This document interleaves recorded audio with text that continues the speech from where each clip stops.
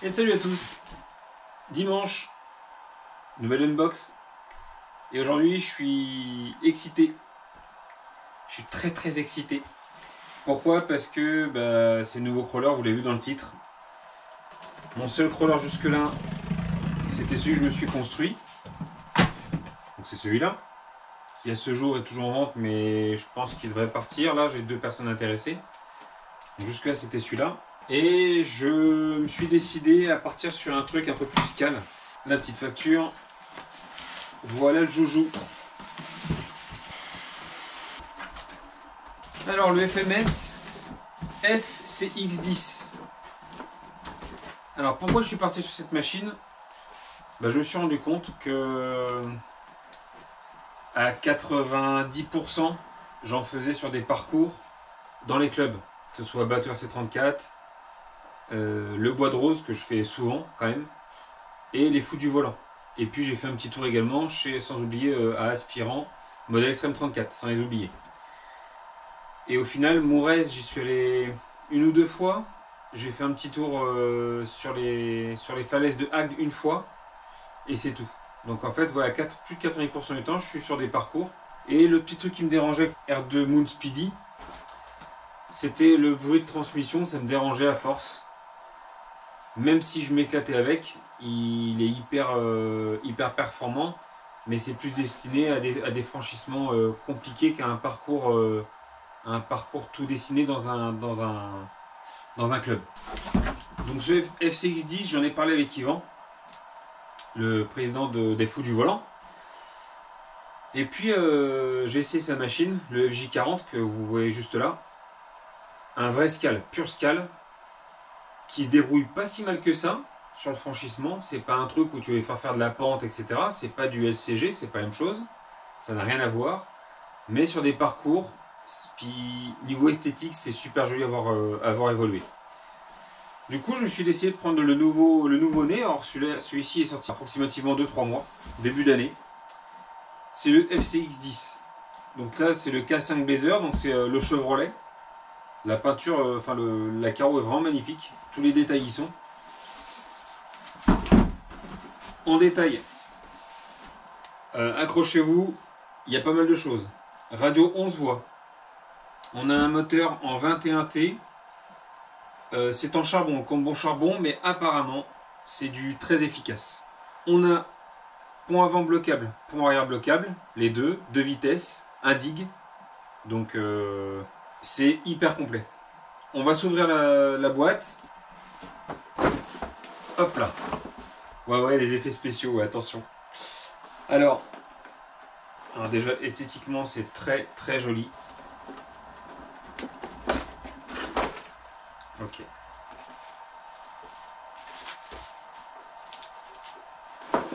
C'est moelleux à souhait. C'est moelleux à souhait. Allez, on se découvre ça ensemble.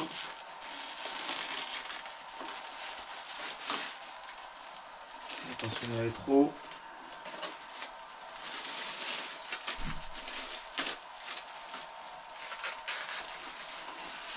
C'est très beau. Ça fait toujours un petit quelque chose. Sachant que là, voilà, c'est mon premier crawler Scal. Et voilà, c'est des machines.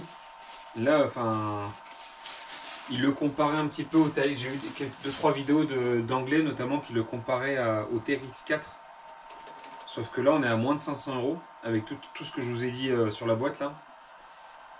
Et je vous ai pas encore tout dit, tout montré. Et le TRX4, on est plus dans les 600 et quelques. Donc vous avez soit dans cette configuration avec la barre en haut et tous les petits stickers là. Donc on a une plaque, on a les fausses plaques donc du Texas. On a des projecteurs qui viennent sur le dessus là, 4 projecteurs qui viennent sur le dessus. Donc soit on le met dans cette configuration là, soit on met le toit par dessus. Si on veut mettre cette partie là, il y a des emplacements qui sont dessinés, je vais vous montrer après. Il y a des emplacements, il faut percer et le mettre en place. Et moi, il me plaît beaucoup avec le... Il me plaît beaucoup fermé en fait. Je vais déjà le rouler comme ça, parce qu'une fois percé, ça sera moins esthétique moins esthétique. Donc je vais déjà le rouler comme ça. Mais je pense qu'il va finir fermé. C'est vraiment très joli.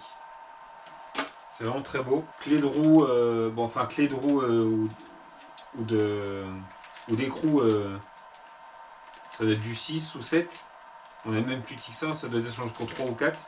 On a des joints en plus pour les amortos. On a de la visserie, enfin il y a tout ce qu'il faut. Là, on a les stickers pour aller sur les vitres à l'arrière, là. Pour aller sur celle-là. On a des stickers et les vitres ici qui viennent se mettre dessus. Donc ça, c'est complet comme ça. Hop. Regardons un peu la machine. Alors, vous voyez là, franchement, c'est... Donc les vitres sont fumées dessus. On voit un petit peu dedans, mais du coup, les vitres sont fumées. Donc il y a moins besoin de mettre un personnage dedans, je trouve. Sur les scales, j'aime bien quand il y a des personnages dedans, mais là, vu que les vitres sont fumées, je trouve pas qu'il y ait forcément besoin.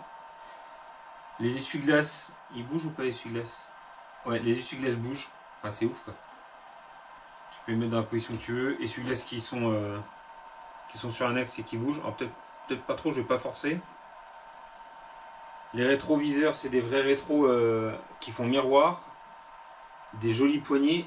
C'est pas comme sur le FJ40 de Yvan. Vous voyez là, les portes ne s'ouvrent pas, rien ne s'ouvre. C'est pas aussi détaillé que le sien. Mais par contre, à l'intérieur, on va le voir tout à l'heure, c'est assez impressionnant. Donc par contre, quand on tombe sur le côté, ouais, ça va buter sur le... Donc là, les chutes, je vais regarder si on peut les retirer, les rétros, au cas où. Parce qu'en cas de chute, les rétros, je pense qu'ils vont manger. Les pneus, donc super marcheurs, donc c'est du FMS. Ils ont l'air bien efficaces, honnêtement. C'est des jantes en 1.9. Ouais, franchement, les pneus sont vraiment pas mal. Je les sens bien, ces pneus, sur les parcours là. Je les sens vraiment bien, à première vue. Donc on a le skid en alu. Ici, des tirants, on a des dimensions dessus en plus, en 76 devant et 96 à l'arrière. Donc c'est 4 jeux de tirants pour chaque pont. 2 en dessous et 2 au-dessus. Hop, hop, hop, attention. Les cardans télescopiques plastiques et embouts en acier. Ou alu, non, c'est de l'acier, ouais, je pense. C'est vraiment très joli. On voit les... Pour les blocages de pont, on voit la petite tringlerie qui est là. Franchement, ça m'a l'air très joli. Pont portique. On a des ponts portiques dessus. Ça me plaît beaucoup. Ça me plaît beaucoup. Alors pour l'ouverture.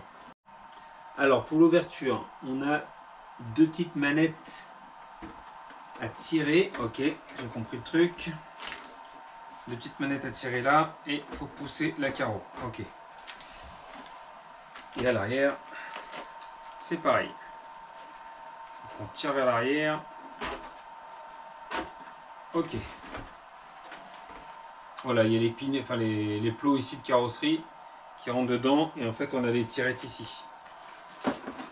Hop, on a les 2 petites tirettes ici. Donc le pare-choc est en imitation alu, hein, mais c'est très joli. Franchement, c'est très joli. Et à l'intérieur, alors ce que j'aime, voilà, c'est un scal, mais vous n'avez pas 50 câbles à enlever. La boîte pour tout ce qui est éclairage est là. Ça marche avec 3 aimants à l'arrière là. Donc j'avais ça également sur le Scorpion XXL. Ça marche super bien, hein. Ça marche juste au contact. Et ça vous évite d'avoir les fils qui se trimballent, de ne pas oublier de débrancher les câbles, sinon bah, vous arrachez les câbles à force.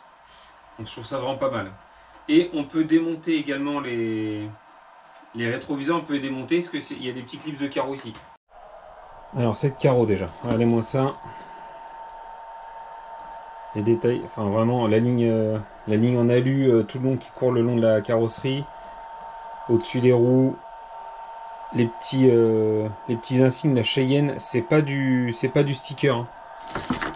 C'est pas du sticker, c'est en relief. C'est vraiment très joli. Le K5 Blazer, c'est pas du sticker, pareil, c'est en relief. Les vitres teintées. Franchement, c'est d'un bel effet. Hein. C'est vraiment d'un bel effet. Les feux, enfin vraiment. Et ce que je vous disais par rapport au rétro, hop, vous avez des clips de carreaux là, donc vous retirez ça. Vous pouvez même changer les poignées, retirer les rétros ou les changer. Bah, en cas de casse, c'est pratique quand même. Toutes ces pièces sont trouvables sur AliExpress. Donc ça me plaisait pas mal aussi. Donc là, les réglages. Regardez-moi ça, là, le châssis là. Donc la batterie va venir se loger, alors le plus en avant possible, hein, pour pouvoir aider à grimper. Le moteur 21T avec le petit vario là qui prend 2 ou 3 S, soit en brushless, enfin soit en lipo, soit en AMH. Franchement, c'est du plus bel effet, hein, les jantes chromées et tout. Enfin, c'est vraiment très très beau. J'aime beaucoup. J'aime beaucoup. Le marchepied avec du relief également. Donc c'est en XT60. C'est assez classique. On a le cerveau de direction ici. Donc qui est inversé. Bon, on n'a pas la marque. Il me semble que c'est à 25 kg. Donc on a les deux petits cerveaux ici pour les blocages de pont. Donc ici pour le pont avant et là le pont arrière. Donc là le connectique pour l'éclairage, franchement je trouve ça top. Le petit interrupteur facilement accessible par le dessous, comme ça t'as pas besoin de t'embêter à chaque fois enlever la carrosserie. Faut juste retenir de quel côté il est. Le câblage, voilà, le câblage est propre. Et vous voyez, il y a 2, 4, 6 voies de prise hein, quand même. Hein. Forcément. On va passer à la radio. La radio, voilà un peu la tête qu'elle a la radio. Ça ressemble un peu à du Dumbo RC dans la forme, je trouve. Par contre, là, vous avez 11 voix, si j'ai bien compté. Channel 6, 10. Bon, là, j'en vois 10 pour l'instant. Peut-être que j'en verrai d'autres après. La notice est en anglais et en asiatique. Alors, je vais dire chinois, peut-être que je me trompe. En expliquant chaque chaîne. Ah, il y a 11. Ah non. Il y aurait 11 voix sur la radio. Donc il va falloir que je regarde un peu. Il me semble que la voie 7 et 8 c'est pour bloquer les ponts avant-arrière. Vous avez des potentiomètres ici. Non là c'est un bouton. Là vous avez un potentiomètre ici. Il y en a partout. Inversion des voies ici. Là les trims. Le drag brake. Alors le drag brake ça c'est assez génial. Le drag brake c'est votre véhicule est en descente comme ça. Il descend en avant. Si le drag brake est à 0, c'est-à-dire que le véhicule s'arrête net, il bouge plus. Et plus vous le débloquez, et plus votre véhicule va prendre de la vitesse en roue libre. Le drag brake, c'est la roue libre en fait, dans la descente. Ou dans la montée d'ailleurs. Mais si vous arrêtez d'accélérer, le véhicule va reculer tout seul. Donc ça peut être sympa dans les gros dévers notamment, pour éviter que le véhicule s'arrête et puis bascule. Là du coup avec un peu de drag brake négatif, enfin... 100 mètres de drag brake, en fait, il va prendre un peu de roue libre et ça, c'est pas mal. Et là, on est potentiomètre de trim, d'accélérateur et de direction, de gaz et d'accélération. Enfin, vraiment, il y en a dans tous les sens. Ah là, je pensais que c'était un commutateur, mais non, c'est même un petit potentiomètre ici. Donc, j'ai installé les piles. On va se mettre une petite lipo pour regarder ce que ça donne. On va se faire un petit essai tout de suite. Petite chose que j'ai oublié, donc vous recevez des petits sachets en plus, là, free gift, donc c'est des petits cadeaux gratuits. En fait, vous avez des garde-boue qui sont offerts avec. Donc c'est sympa de fournir ça en plus. Hop, ça protège le véhicule. Alors moi, je vais très rarement, voire jamais rouler dans la boue quand il pleut. Mais peut-être que je les installerai par précaution, sait-on jamais. Je voulais voir également s'il y avait un réglage au niveau des amortisseurs, au niveau des positionnements des amortos, mais non. Puisqu'ils sont pris sur la tourelle Ils sont pris sur cette tourelle là. Réfléchis Julien. Ah si, il faut reculer la tourelle là. En décalant la tourelle là, tu dois pouvoir la décaler d'un cran. Si oui, tu dois pouvoir la décaler d'un cran cette tourelle là. Ici, la décaler de 1 cm pour incliner un peu les amortisseurs. Et à l'arrière, non, à l'arrière, tu ne peux pas le décaler. Il n'y a pas trop de réglage possible. Bon, après, c'est un scale, comme on l'a dit. Châssis poutre, hein, on a lu. C'est un peu décousu, mais voilà, je découvre avec vous. Châssis poudre d'un seul tenant. Ça ressemble, ça, en fait, ça ressemble à un châssis SCG dans sa conception, parce que tout est au ras du châssis. Voire même, sur la SCG, c'est même un peu plus bas. Ça fait un peu scalperf au final. On verra ce que ça donne sur le terrain. Allez, petit essai en direct. Alors, il y a la lumière dans tous les sens. Premier test. On va pousser le cutter des pneus.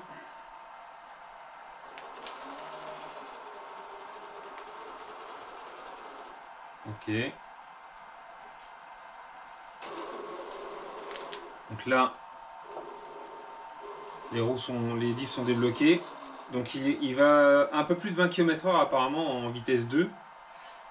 Donc là, on va bloquer le pont arrière.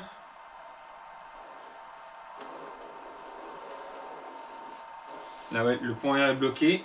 Le pont avant.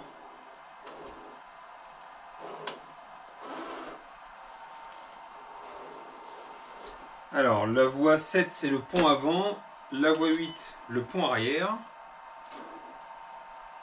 C'est ça, donc là, je pense que les franchissements, ça va bien se passer.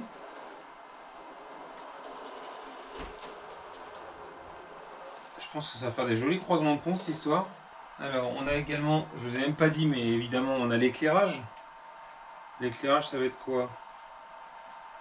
J'ai eu un peu à tâton là. Ça, c'est pour les vitesses. Ah oui, alors voilà. Regardez les roues arrière là. Donc là, je peux tourner sur place.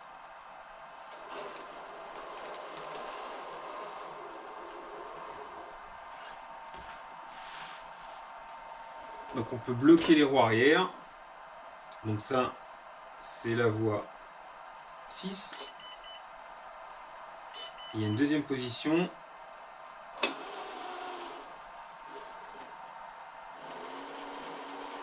Donc là, c'est roue avant uniquement. Les 4 roues. Et roue arrière bloquée. Ok. Ah là, c'est la vitesse 2. Ok. Donc là, on a un bouton d'éclair qui se rétro-éclaire la voie 4. Le Chanel 4. Donc là, c'est vitesse 2. Ça se sent. Je dirais c'est plus vif. Ouais. Voilà. Alors, ce qu'on disait là, sur drag brake. Donc là, je suis à 0. Je vais accélérer. Et là, je relâche, ça s'arrête. Là, je vais complètement le relâcher. Voilà. Et il y a de la roue libre. Il ne s'arrête pas. Ok.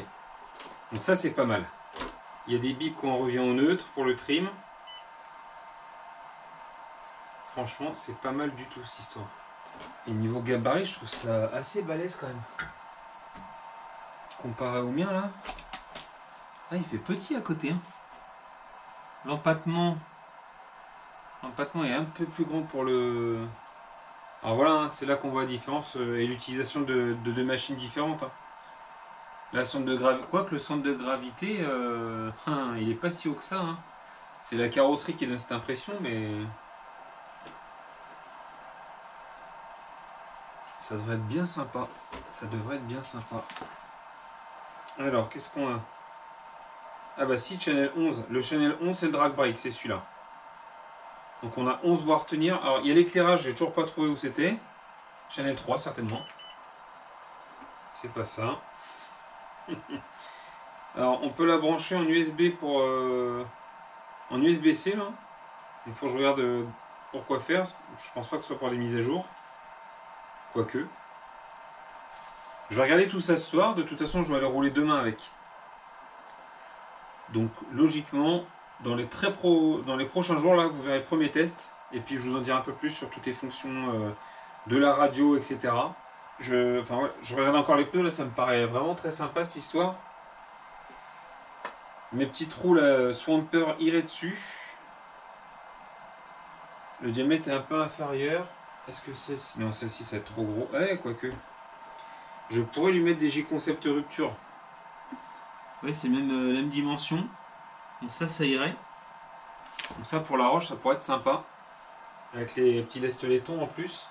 Et j'en ai pris d'occasion. J'ai reçu des roues Vanquish. Donc là c'est des VXT. En 1.9 également. Donc là par contre les jantes sont en... Chez Vanquish les jantes sont en laiton. En plastique. Les jantes sont en plastique. Et vous venez mettre par-dessus des inserts qui font office de poids pour la roue. Et ça, ça irait bien dessus aussi. Donc c'est cool, je vais pouvoir me faire plein de petits tests là avec cette machine. Je vais déjà la tester sortie de boîte, évidemment. Je ferai plusieurs roulages de boîte. Et puis je me ferai un comparatif avec les pneus Vanquish. Ces petites roues Swamper, pourquoi pas. Ou même celle-ci, les J-Concept Rupture là. Lestées avec des jantes alu. Ça me permettra de faire plein de choses différentes. Plein de petits tests. Moi je cherchais comment on allume cette lumière parce que je ne sais même pas comment ça s'allume. Et je trouve le combo charbon là très souple. Alors il faudra voir dans les descentes etc. Mais le fait qu'il y ait le drag brake réglable à la radio, ça c'est quand même énorme. Le vent de braquage est vraiment pas mal. Et en plus avec le dig à l'arrière, bah, c'est génial hein. Le cerveau est plutôt très réactif. Franchement, sortie de boîte, c'est très prometteur. C'est très prometteur. Curieux de voir ce qu'il va donner sur le terrain celui-là. Comme d'habitude, je suis pressé. Et puis esthétiquement, enfin voilà, je le trouve vraiment magnifique. J'adore. Je le trouve. Une fois que je saurai comment on allume tout ça. Bon, après 5 minutes de recherche. Ah, faut que je vous montre. En fait, là sur la carrosserie à l'arrière, vous avez deux positions. Soit une position un peu relevée, du coup, les contacteurs ne sont pas en contact. Soit vous appuyez un peu plus, et là ils sont du coup en contact. Les deux plaques métalliques sont en contact. Donc voilà, on y est. Les lumières s'allument. Hop, la lumière fut. Donc c'est pas mal. Quand on tourne le volant, clignotant à gauche, clignotant à droite. C'est sympa. On a le retour en plus ici. À l'arrière. Alors par contre, les clignotants à l'arrière sont dans les feux de recul normalement. Sur ce modèle-là, c'est dans les feux de recul. Et quand on passe à marche arrière. Alors par contre, là, ça s'allume uniquement quand on passe à marche arrière. J'aimerais bien que ce soit allumé. Après, si c'est allumé constamment, bref. J'aurais préféré que ce soit allumé constamment. Mais je pense qu'il y a moyen de faire une modif. De brancher les deux sur le même. Je mettrai un Y. Je vais mettre un Y. Comme ça, ils seront allumés constamment. Bon, la notice est tout en anglais. Hein, donc voilà, je vais prendre le temps. Déjà, j'ai trouvé pour les feux, c'était tout bête, mais ouais, il fallait le voir. Qu'il y ait deux positions. Et avec les phares, hein, franchement, c'est chouette. Hein. Ah là, il est vraiment beau. Il est vraiment beau. Allez, rendez-vous très bientôt pour le roulage de cette machine. Donc ça sera au bois de rose pour le premier roulage. On verra ce qu'il donne. Allez, bonne journée à toutes et tous. Salut!